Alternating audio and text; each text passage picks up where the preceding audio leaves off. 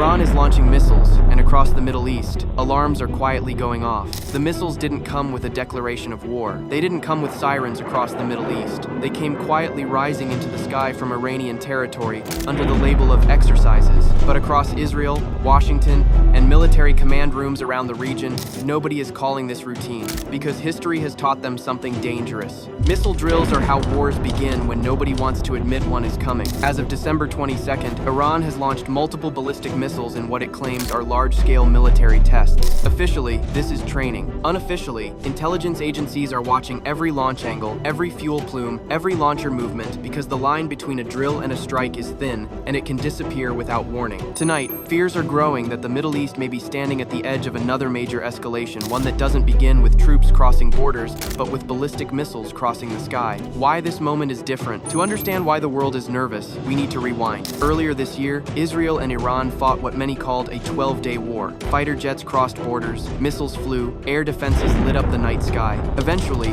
the fighting stopped, but not because the conflict was resolved. It stopped because both sides paused. Military analysts have been clear ever since. That war never truly ended. It froze. And frozen conflicts in the Middle East are often the most dangerous kind. They allow time to rebuild stockpiles, refine strategies, and prepare for the next round, all while pretending peace exists. Iran took heavy blows during that conflict. U.S. forces, under Operation Midnight Hammer, struck deep inside Iranian territory. Nuclear facilities at Fordo, Natanz, and Isfahan were hit with bunker-busting bombs and cruise missiles. The message was clear: escalation would be punished. But one critical capability survived: Iran's ballistic missile force. Iran's real weapon has always been missiles. For decades, Iran has understood a hard truth: it cannot defeat Israel or the United States in a conventional war. So instead, it built something else: a massive missile arsenal designed not to win battles, but to overwhelm defenses. Ballistic missiles don't need air superiority. They don't need pilots to return home. They only need numbers. At the end of the summer conflict, Israeli intelligence estimated Iran still possessed around 1,500 ballistic missiles,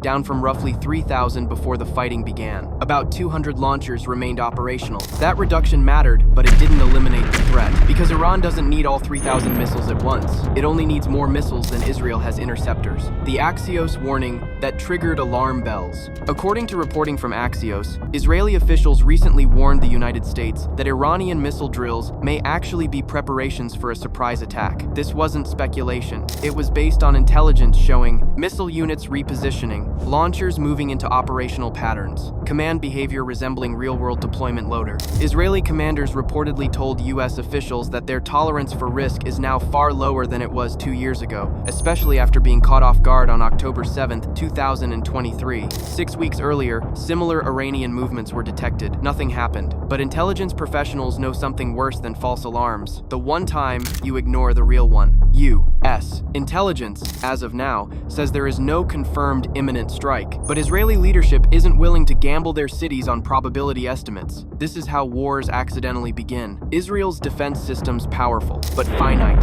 Israel is often described as having the most advanced air defense network in the world, and that's mostly true. Its system operates in layers. Greece and Cyprus met in Jerusalem for their 10th trilateral summit Monday to promote regional peace and economic cooperation. The last time they met was just before the October 7th massacre that triggered a regional war between Israel and Iran's proxies.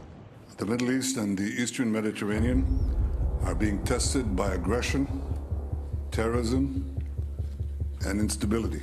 Our partnership provides strength, clarity, and cooperation that will prevail over chaos. Netanyahu says Israel is watching Iran as its ballistic missile force holds training exercises. He warned that Israel won't tolerate any aggression. We know that Iran has been doing exercises lately. We're following this, and we're making the necessary preparations.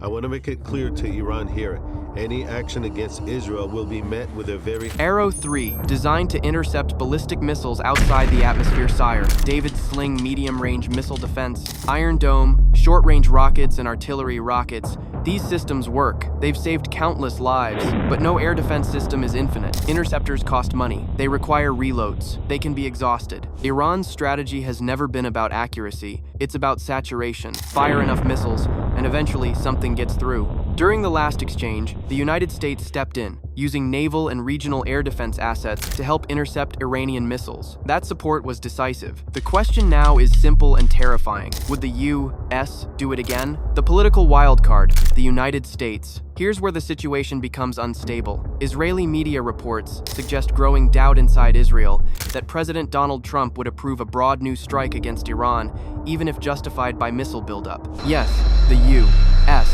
acted decisively with Operation Midnight Hammer, but recent reporting suggests Trump is reluctant to authorize a new escalation that could spiral into a prolonged regional war. That hesitation matters, because without U.S. involvement, Israel faces a brutal numbers game. With U.S. involvement, the balance shifts dramatically. That Iran has been doing exercises lately.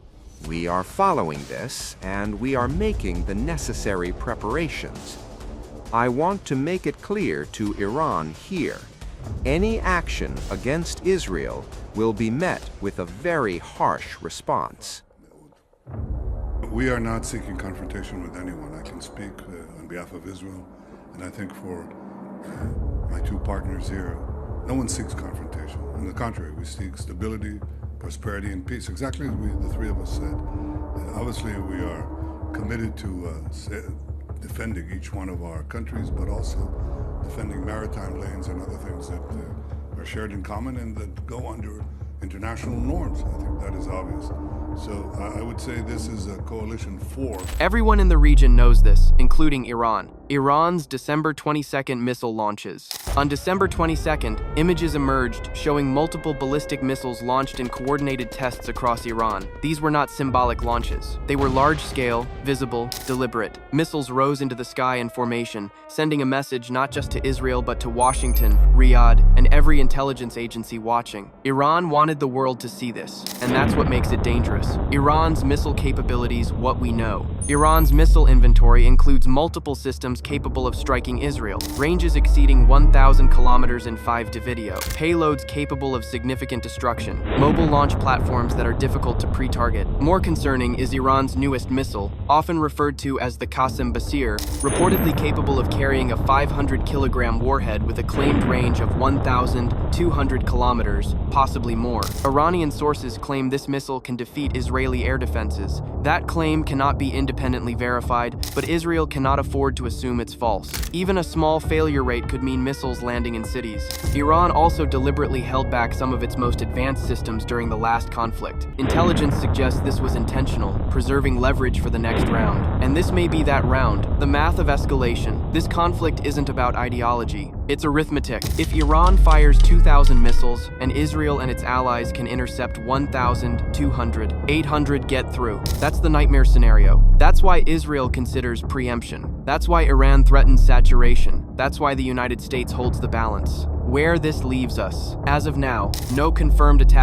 Missile launches have occurred. Forces are moving. Intelligence warnings are active. History tells us wars don't begin with announcements. They begin with assumptions. Iran assumes pressure creates leverage. Israel assumes preemption creates survival. The United States assumes restraint prevents chaos. Only one of those assumptions needs to be wrong. The missiles have already flown officially as tests, but tests are how militaries rehearse reality. Whether this moment becomes another pause or the opening act of a new war depends on decisions being made right now quietly, behind closed doors, with imperfect information and enormous consequences. One miscalculation, one false assumption, one launch too many, and the Middle East changes again. If you want clear, grounded analysis that follows the money, the missiles, and the military logic behind global conflicts, stay here. This is where we cut through the noise and look at reality whether it's comfortable or not. Stay informed, stay sharp, and I'll see you in the next one.